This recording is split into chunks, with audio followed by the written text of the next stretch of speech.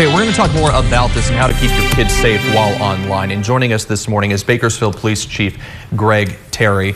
Chief Terry, thanks so much for coming in this morning. Good morning. Thanks for having me. This is obviously a concern we've talked about for, I can't even tell you how long. I mean, at least several years. We keep seeing these cases, though, where there are Bakersfield people who are arrested. Your department is arresting people like this because of the crimes that are online. Talk a little bit about what is the problem that we're seeing here in the city. Exactly as you've described in the previous story, we are seeing that very often here in Bakersfield. As you said, we are making an arrest. The technology has just opened the floodgates and the doors for predators to attack our children and our families in a variety of different ways, whether it is video games or just chats online or using particular apps. But it is here and it is real in our community. We saw this latest case. 3 minors were the victims here, but again, we've seen these sorts of things happen for several years. What are the main concerns? I mean, is it just someone who's going online and browsing the internet? Is it social media? Is it video games? Is it all of the above and more? Yeah, I think it is all of the above, and that's what we need to be aware of as parents. And we get back to the basics of staying engaged with your children, understand the apps that they're using, understand the technology that is capable in their hands. There are safeguards and there are fences and there is a variety of barriers and protections that you can get, and we really need to stay engaged. We really need to educate your children on what kinds of conversations to have and what are some of the indicators that this is maybe going in a bad direction. Very often our kids are with their peers, don't want to disclose some of this stuff, and so that's the other challenge that we have as parents, because very often we find out and it's too late. They've already been engaged with this person, they've already been paying money, or in fact, worst case scenario, they've already gone out with them somewhere and they get kidnapped, and just horrible things that can occur from there. And we've seen that here in our community as well. There's also children that get embarrassed and don't really know what to do and feel powerless and trapped in this. And we've seen suicides as a result of it. And so I would again get back to the basics of staying engaged with your children, understand the technology that's in their hands. Kind of just having a conversation with them about what they're seeing and so forth. Absolutely. I want to talk about something that happened a couple weeks ago. It was frightening moments that were caught on camera. It shows a couple of teens walking home from school, broad daylight, when a man allegedly, tries to kidnap them. Again, this is all on camera. You can see this video here that 17 News obtained. I just want to first get your reaction to the video that you see here. And there's a lot of concerns now from parents going, okay, well, my kids walk home from school as well. What is your, again, we're talking about frightening moments here. What is your reaction to this, and what is your message for parents? This is one of the worst case scenarios, right? As a parent, we're all thinking about this, and that's why we have conversations with our children and walking to school. This is exactly one of those worst case nightmare scenarios that you're worried about as a parent.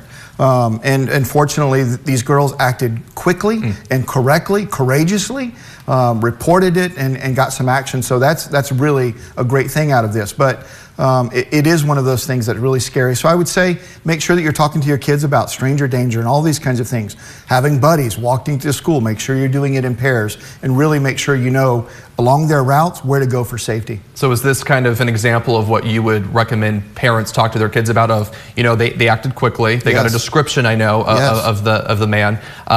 Again, kind of talking about what you should do. Yes, this is one of the, like I said, this is one of the nightmare scenarios, but in terms of the actions that the family and those girls took, this is what you want to see. Okay, I want to talk about National Fentanyl Awareness Day. It is today, and there's a lot of conversation happening around the country about the dangers of fentanyl. We know about the issue, unfortunately, too well here in Kern County and in Bakersfield. As a matter of fact, the problem here in our area is so great that we're losing. The people who are dying from fentanyl, the rate is double the homicide rate. We put so much focus on homicides, of course, but over the last few years, we've seen the fentanyl death rate more than double the homicide rate. What is being done to stop this issue locally? You've had, I remember last year, your department launched a campaign to talk about this. We've had community meetings over the last several weeks. What is your department doing to get the awareness out that this drug is on our streets and it is killing people? Well, that's one of the first things that we're doing, is to get that message out. We've developed a new program with our Community Relations Unit. The first presentation was just a week or two ago at the Fox Theater. This program is available to schools and nonprofits and churches and families and a variety of things that share that information of how to recognize fentanyl, just how dangerous it is, and what to do when you come across somebody in an overdose or a crisis situation. On the edge, so that's what we're doing on the education side. On the enforcement side, we're making arrests frequently. As we get information and pursuing leads, we're partnering with our federal partners, the Homeland Security Investigations Team, the Drug Enforcement Administration, leveraging partnerships across the state. So we're investigating it, we're chasing the leads where they go, where we can, even if they move into other communities. And there's a lot of effort and a lot of resources being devoted to this. So we're really trying to attack it on every front and trying to hold those that are accountable or that are distributing it and actually poisoning our community accountable. That is challenging and somewhat challenging and become more difficult because we need more enforcement and I think more aggressive penalties for those that are selling it online, for those that are selling or distributing it, transporting it.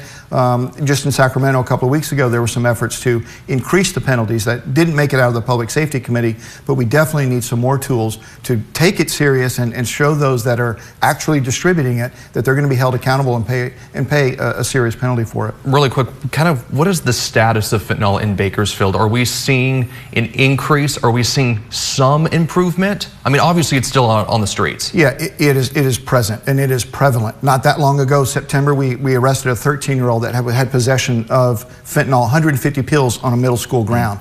Over 250 people died in Kern County last year as a result of fentanyl poisoning. So it is here. We need to be aware of it, and we're aggressively confronting it everywhere we can. All right, Chief Terry, as always, thanks so much for coming on this morning. Appreciate it. Thank you for having me.